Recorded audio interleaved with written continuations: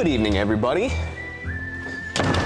It's your boy, Dingleberry here, and boy do I have a treat for you guys.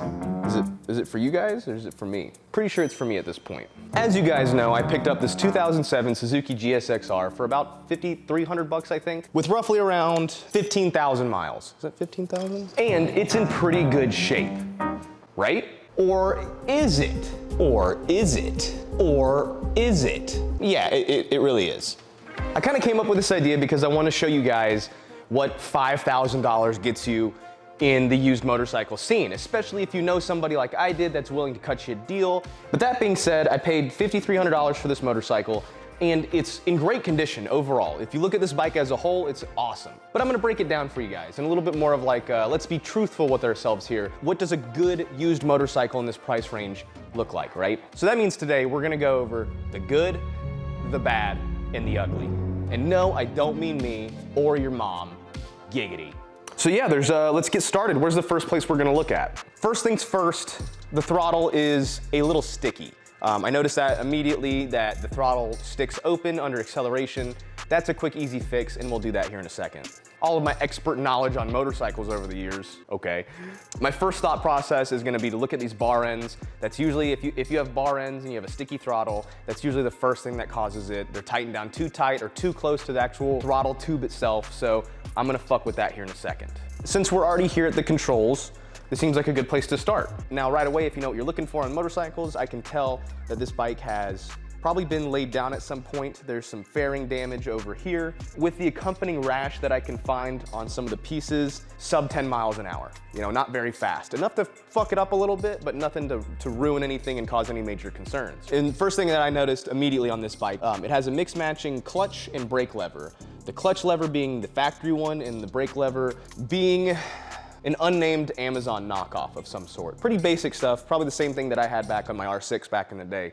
Nothing's wrong with that. As a matter of fact, he even gave me the spare clutch lever if I wanted to put it on. I kind of told him I didn't care because I have a set of levers that I really want. ASV levers, if you could send me an email, appreciate you. So it wasn't that big of a deal. I haven't thrown on the other one yet. Matter of fact, I haven't even, other than put gas in this bike, I haven't touched it. So everything is how I bought it. So mismatching clutch and brake levers, that's not a big deal. Something else that I noticed pretty quickly was that it has aftermarket LED beams in, I believe these are these low beams or high beams? I'm not really sure on Gixxers, let's find out. Okay, so these are DRLs, right? Yep.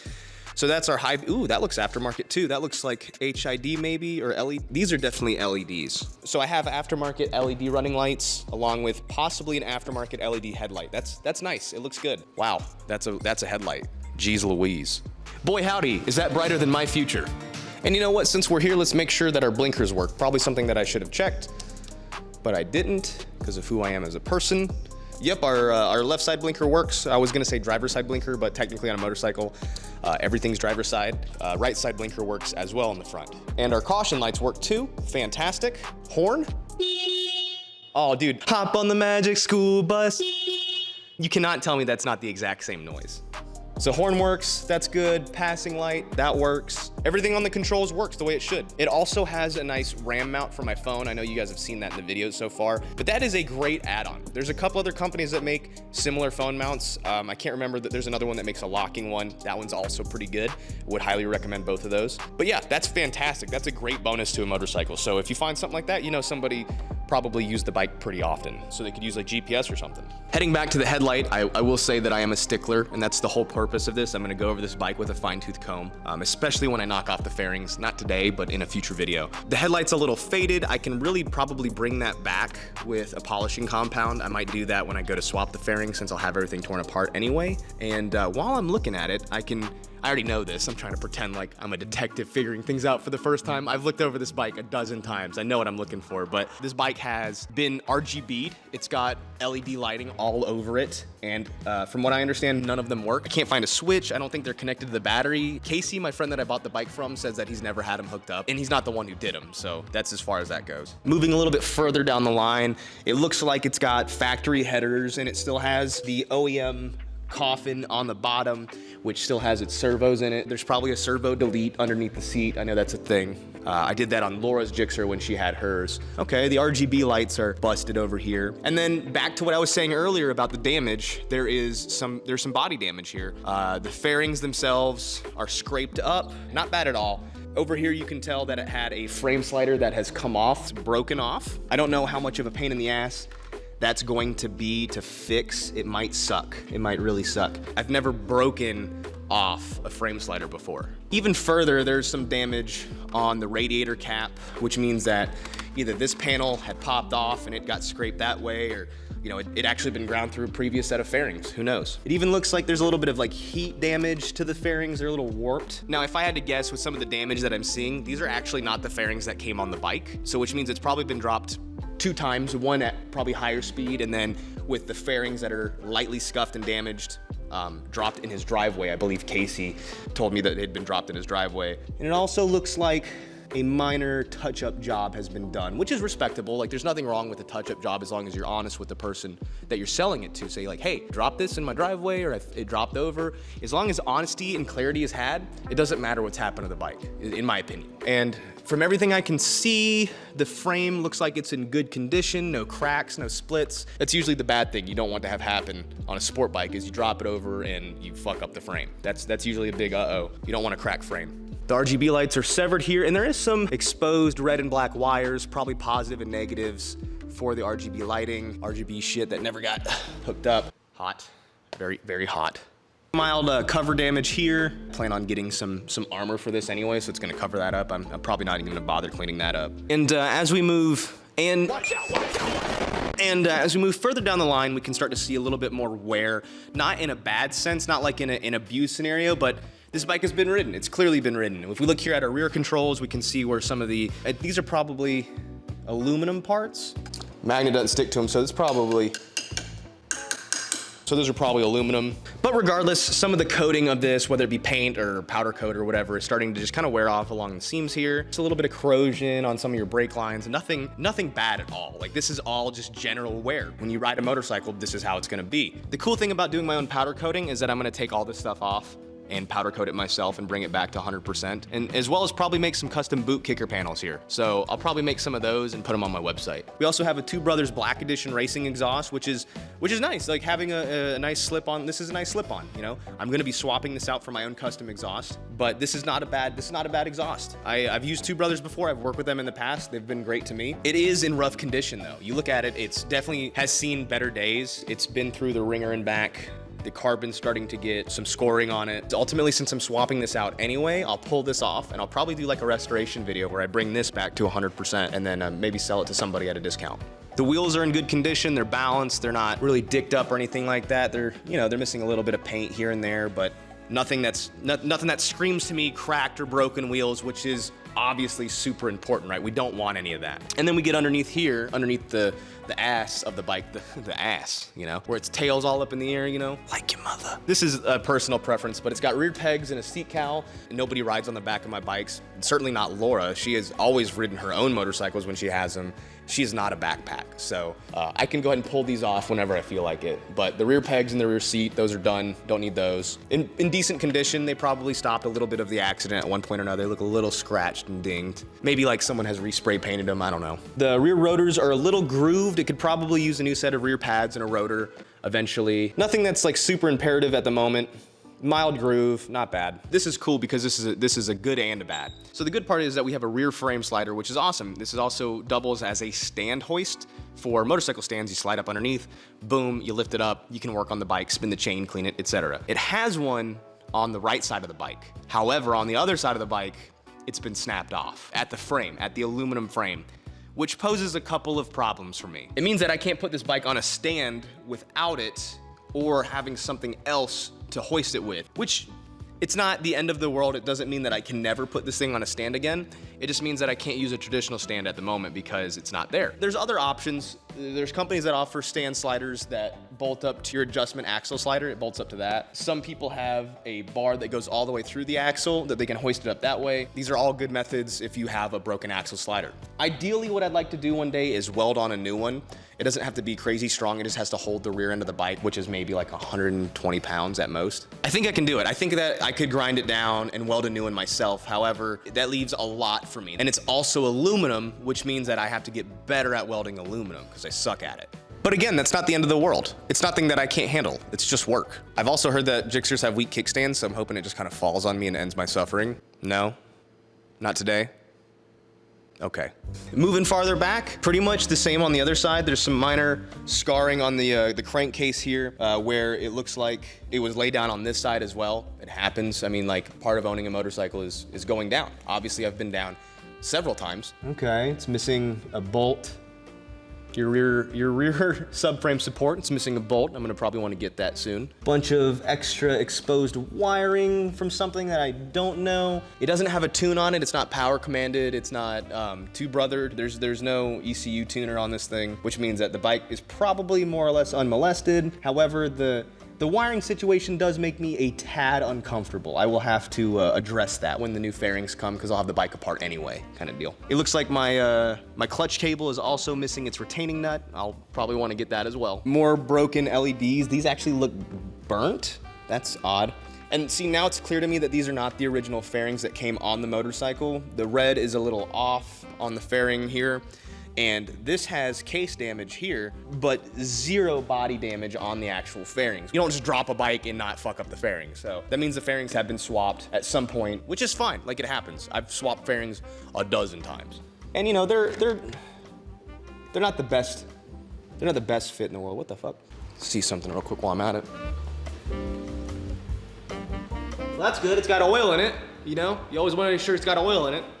And speaking of which, if you're gonna buy a sport bike, there's a little window on the right side of all these sport bikes. You wanna get the bike nice and even, and you'll be able to see the oil through the little window, and that's how you know it's got oil in it. It's important. One of the bikes that I was looking at did not have oil in it. And I almost bought that shit. I'm so glad I didn't. And then getting back to the more intimate side of things, kind of touch on everything on my controls here because nothing's wrong with it. I have opinions though. We can see things like the reservoir cover, bracket the paint is chipping on that, as well as the tree controls. So your left and right clip-ons, the paint on there is fading as well. And just a couple of odds and ends that I know that I can powder coat myself and bring them back to life. Which is really cool because I'm going with a custom theme on this bike. The fairings that I'm having made are custom colors that I chose myself. I'll be able to match the powder coat to it pretty carefully. And you guys remember my CBR 1000 days? That one, I'm going for a similar color pattern and look on this bike. So a lot of this stuff I can powder coat gold or black, you know, depending on what I'm feeling. And I think honestly that pretty much covers the good and the bad and the ugly. Oh wait, hold on. But other than that, I think we've really kind of covered all the little nitpicky things that I really gave a shit about. I mean, the bike's, like I said, it's in great condition. It rides and runs perfect, exactly what I needed. While also needing a handful of cosmetic upgrades, which is something that I love to do. I think that anybody who rides motorcycles or drives cars loves modifying their stuff. It's kind of like, let me just make this mine, you know? For me, it's a little hard to believe that a 15-year-old motorcycle still runs about $5 grand right now and the way things are today. I get it, but I kind of have to look at it like this, is like these are kind of like the last couple of generations of fully gas vehicles, including motorcycles. Like we maybe have a decade or two left of manufacturers producing full-on performance sport bikes, cars, stuff like that. It's only 15 years old, but shit, I feel like I own an antique at this point. You look at all the technology that's crammed in these new bikes, ABS, fucking wheelie control, traction control, all that shit. This doesn't have any of that. It's got 2 settings, on and off, which is like fucking awesome. It's what makes this bike perfect. That's why I like this bike. It's so simple, it's so pure, and quite frankly, it's in good condition. I'm nitpicky, I'm a little bit different. I'm different than you, I'm just built different, all right? These are the type of things that I look at when I buy a motorcycle. It's something that I take note of, I pay attention to everything. And the good thing is about motorcycles, there's no reason for you not to look at these things because the details are so minute. You know, it's not like a car or a truck. We have to walk all over the vehicle and inspect every nook and cranny. You can look at pretty much every nook and cranny from here. Wow, that's fucked up. Wow, that's fucked up. That ain't good. But all in all, great bike, extremely happy to have it, and I can't wait to do some small stuff to it. You know what, there is one more thing that's not done to this bike that needs to be done. HeatwaveVisual sticker, that's right, my fucking family. These guys have been truly good to me, so they get a place on the motorcycle. I like to put it there, but it's kind of stuck behind the ram mount, but I'm afraid if I put it there, you won't be able to see it on camera. And being able to see it on camera is kind of like the main thing, right? Especially if you know that you can get 10% off of all HeatwaveVisual sunglasses using the coupon code DOITWITHDAN. I mean, like, what else would you want? I think right here is fine for right now. I like that. All right. Oh, also my custom plate came in, but that is that. That covers the bike from tip to tip. Giggity. In my next video coming up, I have an exhaust that I'm installing. It's a custom Do It With Dan edition, I know, and it will be available for you guys soon for your bike. Like, it won't be just the Gixxers, it'll be available for all motorcycles, so I'm really looking forward to doing that. And don't forget, I have a cool show coming up with Atlanta Motorsports Park where I bring individuals out on the go-karts and I do interviews with them. People like Mr. Regular Car Reviews, that dude in blue, and many other big names that I've gotten to sign off on this. I don't want to spoil anything yet. So really looking forward to that show. It's gonna be a banger. I just gotta make sure I get all the details right before I just bust that nut. So keep an eye out for that, and I'll see you guys in the next one. Yeah, go ride.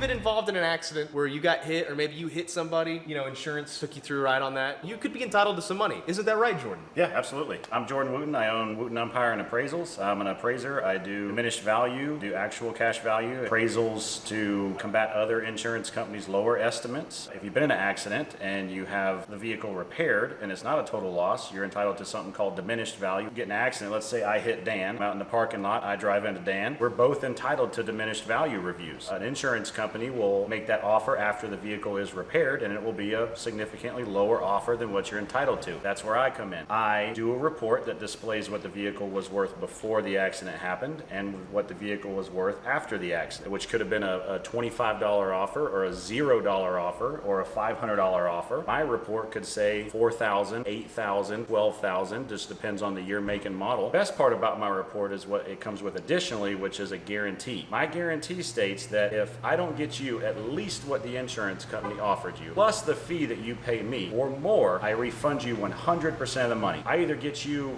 more money or I give you all of your money back. But Jordan, I've been in an accident in the last 4 years and I've already had insurance pay me for diminished value, and it was only like $500. Am I screwed? No, you're not screwed. So if you were in an accident 4 years ago, I'll review it. All the reviews of diminished value cases are free. I can still help you on diminished value, even though you've cashed that check. So most people think, oh, well, they sent me a check, that's all I'm getting, that's it. No, that's not all you're getting. Additionally, you might have even sold the car. It's not yours anymore, it belongs to somebody else. You can go back and still get more money on that vehicle. That payment goes directly to you. You know, let's say it's $50,000. That 50 goes to you. I don't take a percent, I don't take anything out of the payment.